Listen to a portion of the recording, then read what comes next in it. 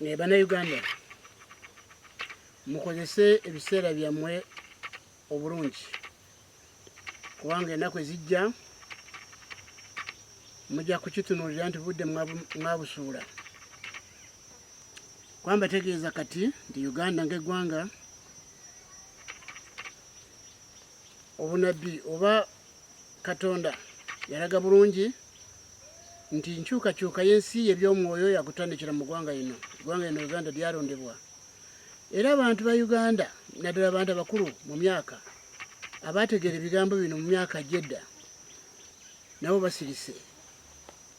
Naddala abantu bali mu madiini n'amakanisa agali mu nsi agali mu Uganda tebafuddeyo kumanya nti wateekwa okubeerawo ekikolebwa kati mu biseera bino naddala Pulezidenti Museveni ng'akyafuga eggwanga lino.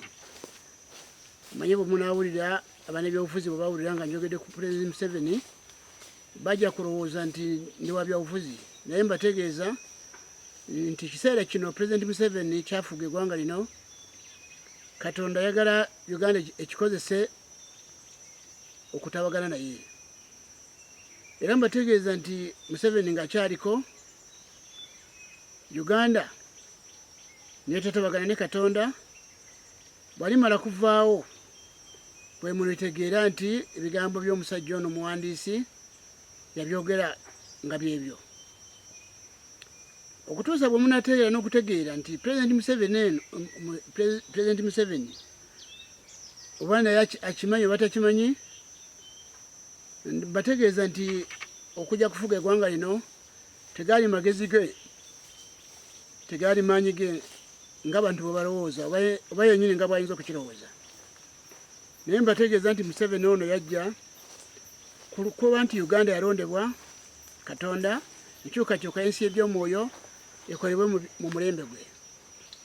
Kyevanga mwesanga bwesanze nga mumaliriza nga yafuga. Nimugaa nti musajja yiseewo ate.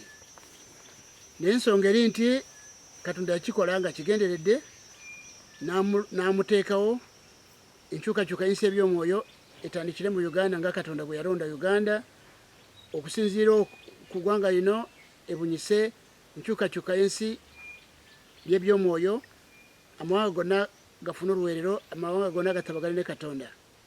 Kwamba tegeeza nti wenjogerera wano mbaze mbyogerako bulijjo mu vidiyo zange ne mu buwandiisi bwange nga mbategeeza nti amadiini n'amakanisa gali mu nsi kati si ga Katonda. Era mbategeeza nti abagolezi ba Yesu Kristo bali mu nsi nga bamubalaba abajjudde enjawukana, bano bakatuliki, bano baprotestanti, bano baseventiside, bano balokole bagundi, bano nga bwe mulaba ebiwayi byabwe nga bwe biri, kabonero akalaga ku kyama kwabwe. Ensi eno nno bwetyo bweri wonna mu mawanga enjawukana z'abagobezi ba Yesu Kristo bwe ziri ng'akabonero akalaga ku kyama kwabwe. Noolwekyo kati mwetaaga kumanya nti ensi teteekeddwa kufuna mirembe n'akatono nga ekkanisa ya Yesu Kristo yava nga enjiri ya Yesu Kristo yakyamizibwa. Nedda. N'ekyo kyova mulaba abasebo ne banyebo emirembe gibuze mu nsi, gibuze mu mitima gy'abantu, gibuze mu maka, gibuze mu mawanga. N'olwekyo kati Uganda nonde eggwanga Katonda yalironda. Eggwanga lino Uganda ku mulembe Museveni nga kwali omanyi Muganda ga nti mubisi si musi. Mbategeeza nti ku ssaawa ya leero muteekwa okukimanya nti Museveni ng'akyaliko Uganda tebagale ne Katonda. Uganda okusinziira ku buwandiisi nga bwe buli, nze naweebwa enjiri Uganda gye neetwala mu mawanga malala nga yennyini Uganda emaze kugifuna kubanga olw'ekintu ekinene amawanga gonna getaafuna ekiyitibwa omukisa gw'amawanga gonna Katonda gwe yasuubiza Ibulayimu Yesu Kristo gwe yaleeta ku nsi.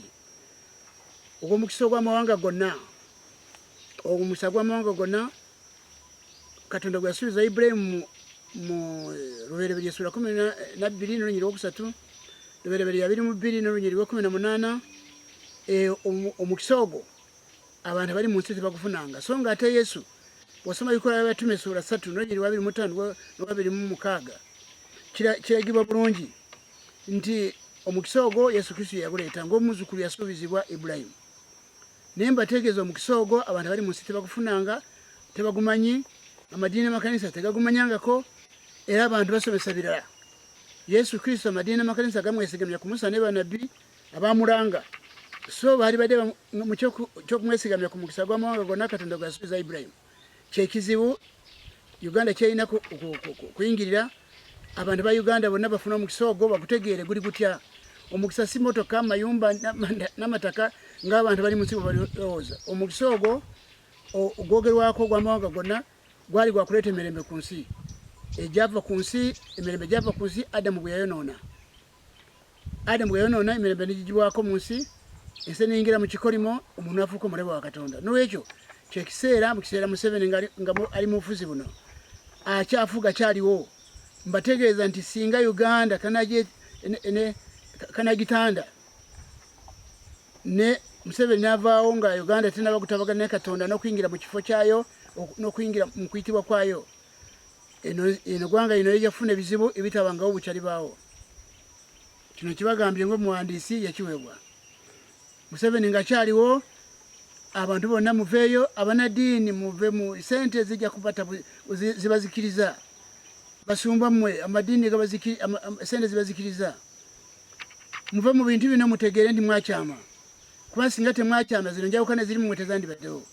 Mukkirize revival y'ensi zitandikire mu ggwanga lino nga Katonda bwe yayita Uganda. Museveni ng'avuddeko Uganda nga teneba okuyingira mu kuyitibwa kwayo, teri mirembe mu ggwanga lino wadde tondo. Temujja kulaba kalungi konna. Ensi eno eggwanga ate n'amawanga gonna gajja kweyongera kubonaabona. Kubanga Uganda yerekeredde, tewulidde okuyitibwa kwayo.